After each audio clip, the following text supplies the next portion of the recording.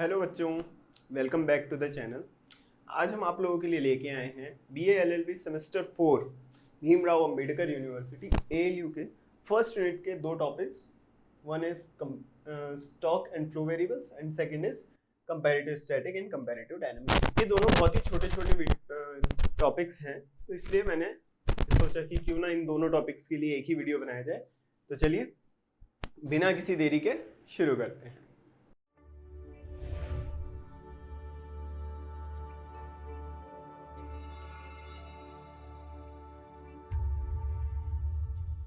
Welcome back students. तो चलिए शुरू करते हैं टाइप्स ऑफ वेरिएबल्स के साथ। दो तरह के वेरिएबल्स होते हैं, एक होते हैं स्टॉक वेरिएबल और एक होते हैं फ्लो वेरिएबल। स्टॉक वेरिएबल कौन से होते हैं? जो एक पॉइंट ऑफ टाइम पर मेजर किए जाते हैं, और फ्लो वेरिएबल एक पीरियड ऑफ टाइम पर मेजर किए जाते हैं। इसको समझने के लिए हम एक छोटा सा एग्जाम्पल लेते हैं। मुझे आप लोगों ने कहा था कि मेरी ड्राइंग काफ़ी अच्छी है, कमेंट्स में मैंने देखा था। तो चलिए ड्राइंग से इस चीज़ को समझते हैं। ये देखिए कितनी अच्छी ड्राइंग। ये है हमारी बकेट, ठीक है। ये क्या है? बकेट।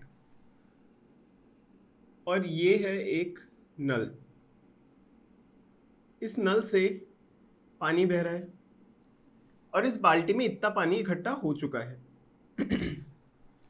अब अगर मैं आप लोगों से पूछूं कि इस बाल्टी में कितना पानी है, तो आपने कहा 10 लीटर। 10 लीटर 10 लीटर पानी इस बाल्टी में इकट्ठा हो चुका है। तो ये 10 लीटर जो है इस पॉइंट ऑफ टाइम पर इकट्ठा हुआ है, तो ये क्या हो गया? Stock variable. ये क्या हुआ? Stock variable. ये पॉइंट ऑफ टाइम का वेरिएबल है, पॉइंट ऑफ टाइम को शो कर रहा है कि अभी बाल्टी में 10 लीटर पानी इकट्ठा हो चुका है।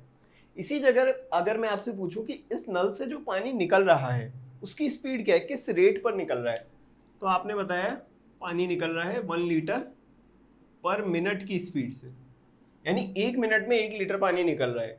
तो ये क्या हो गया? हम एक पीरियड ऑफ टाइम की बात कर रहे हैं कि 1 मिनट में इतना पानी निकल रहा है। तो यहाँ पे पीरियड ऑफ टाइम की बात हो रही है, टाइम डायमेंशन की बात हो रही है, इसलिए हम इसको बोलेंगे फ्लो वेरिएबल। ये हो जाता है फ्लो वेरिएबल, ठीक है। Flow variable. तो स्टॉक वेरिएबल कौन सा है? स्टॉक वेरिएबल वो है जो एक पॉइंट ऑफ टाइम पर मेजर किया जाए, और फ्लो वेरिएबल जो पीरियड ऑफ टाइम में मेजर किया जाए। इसके कुछ एग्जांपल्स भी देख लेते हैं। डिस्टेंस, डिस्टेंस को हम मेजर करते हैं किलोमीटर्स में, तो ये क्या हो गया? Stock variable. और इसी जगह स्पीड की बात की जाए कि किलोमीटर पर आवर, तो यहाँ पे एक टाइम डायमेंशन आ रहा है कि 1 घंटे में कितने किलोमीटर आप कवर करते हो। अगर मैं कहूँ कि आप अपने घर पे जाते हो कॉलेज से, तो कितना डिस्टेंस कवर करके जाते हो? आप बताओगे 10 किलोमीटर, ठीक है। तो ये 10 किलोमीटर क्या हो गया? एक स्टॉक सॉरी 10 किलोमीटर हो गया एक stock quantity, stock concept, stock variable. और अगर मैं पूछूं कि आप घर जाते समय बाइक किस स्पीड से चलाते हैं, तो आपने कहा 40 किलोमीटर पर आवर। तो ये हो गई आपकी स्पीड, और ये एक फ्लो वेरिएबल है। Next wealth. वेल्थ क्या है? वेल्थ मेजर की जाती है एक पीरियड पॉइंट ऑफ टाइम पर। तो वेल्थ क्या होगी? एक स्टॉक कॉन्सेप्ट हो गई कि आज आपकी वेल्थ कितनी है, अभी इस टाइम आपकी वेल्थ कितनी है, वो होगी स्टॉक वेरिएबल। और अगर मैं आपसे आपकी इनकम के बारे में पूछूं, वैसे तो जीरो है मुझे पता है, बट क्योंकि अभी आप स्टूडेंट्स हैं, आगे चल के पढ़ के आरजेएस बन जाएंगे, तब अच्छी इनकम होगी। तब मान लेते हैं कि आपकी इनकम हो जाएगी 1 लाख पर मंथ। तो जो पर मंथ के हिसाब से बता रहे हो कि एक महीने की आपकी इनकम 1 लाख रुपए है, तो वो हो जाएगा फ्लो कॉन्सेप्ट। फिर स्टॉक वेरिएबल में आता है सेविंग्स और फ्लो वेरिएबल में आता है सेविंग। अब इन दोनों में डिफरेंस है। देखिए सेविंग्स जो है वो पॉइंट ऑफ टाइम पे पूछा जाता है। जैसे बैंक में आपके पास जितने रुपए हैं, आपका बैंक बैलेंस, वो आपकी सेविंग्स बताता है कि at particular point of time आपका बैंक बैलेंस कितना है, तो आपकी सेविंग्स कितनी है, ठीक है। और अगर सेविंग पूछा जाए तो सेविंग होता है रेट। ये एक रेट को शो करता है, जिस रेट से आप पैसा बचा रहे हो वो होती है सेविंग, ठीक है। तो इन दोनों में डिफरेंस है।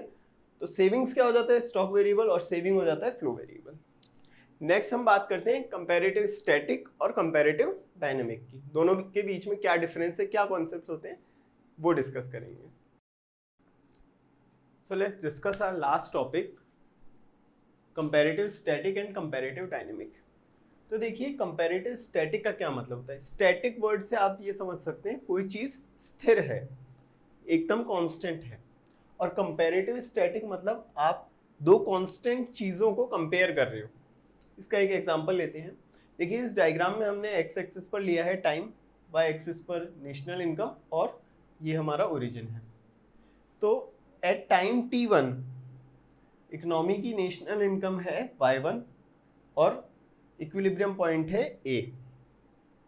टाइम t2 पर इक्विलिब्रियम पॉइंट b है और नेशनल इनकम y2 है। तो कंपैरेटिव स्टैटिक की बात करें तो कंपैरेटिव स्टैटिक क्या करेगा, इन दो अलग अलग इक्विलिब्रियम पॉइंट्स को कंपेयर करेगा। इसमें हम स्टडी करेंगे कि पहले इकोनॉमी पॉइंट ए पर थी और फिर इकोनॉमी पॉइंट बी पर मूव कर गई। कंपैरेटिव डायनामिक्स में क्या होगा, जो मूवमेंट हो रहा है उसके पाथ को हम ट्रेस करेंगे कि इकोनॉमी का मूवमेंट किस पाथ के अलोंग हो रहा है। जैसे इकोनॉमी का मूवमेंट एक तो हो सकता है कि इकोनॉमी इस तरह से बढ़ी हो, इस तरह से पॉइंट ए से पॉइंट बी पर गई हो, या फिर एक दूसरा पाथ हो सकता है कि इकोनॉमी कुछ इस तरह से पॉइंट बी पर पहुंची हो, नीचे से जाते हुए पहुंची हो, या फिर एक तीसरा केस ये हो सकता है कि इकोनॉमी एक कांस्टेंट रेट से बढ़ते हुए पॉइंट ए से पॉइंट बी की तरफ गई हो। तो इकोनॉमी का पाथ क्या था वो हम किस में ट्रेस करेंगे, कंपैरेटिव डायनामिक्स में। एक बार पढ़ भी लेते हैं। कंपैरेटिव स्टैटिक्स में क्या है, comparison of two different equilibria without tracing its path, यानी हम पाथ को ट्रेस किए बिना जब हम दो अलग अलग इक्विलिब्रियम पॉइंट्स को डिस्कस करेंगे तो वो क्या हो जाएगा, कंपैरेटिव स्टैटिक्स हो जाएगा। Equilibria is plural for equilibrium. And comparative dynamics में क्या है, comparison of two different equilibria considering its path of movement, यानी पाथ ऑफ मूवमेंट को भी हम डिस्कस करेंगे कि इकोनॉमी की नेशनल इनकम क्या बढ़ गई, क्या इन्वेस्टमेंट हुए, क्या फॉरेन ट्रेड पॉलिसी रही जिसके चलते हमारा इक्विलिब्रियम शिफ्ट हो गया। ठीक है, तो ये आपका फर्स्ट यूनिट का लास्ट टॉपिक था। यहाँ पे आपकी फर्स्ट यूनिट फिनिश हो जाती है। इस टॉपिक के और फर्स्ट यूनिट के सभी नोट्स आपको हमारे टेलीग्राम चैनल पर फ्री में अवेलेबल होंगे, तो प्लीज़ आप डिस्क्रिप्शन में टेलीग्राम नोट्स की लिंक चेकआउट कीजिए। और अगर आपको हमारा लेक्चर अच्छा लगा हो तो प्लीज़ हमें लाइक दीजिए। बहुत मेहनत लगती है एक एक लेक्चर को शूट करने में, रिकॉर्ड करने में और फिर उसके बाद एडिट करने में। आपके एक लाइक से हमें काफ़ी मोटिवेशन मिलता है। तो चलिए मिलते हैं आपसे नेक्स्ट लेक्चर में। Thank you very much.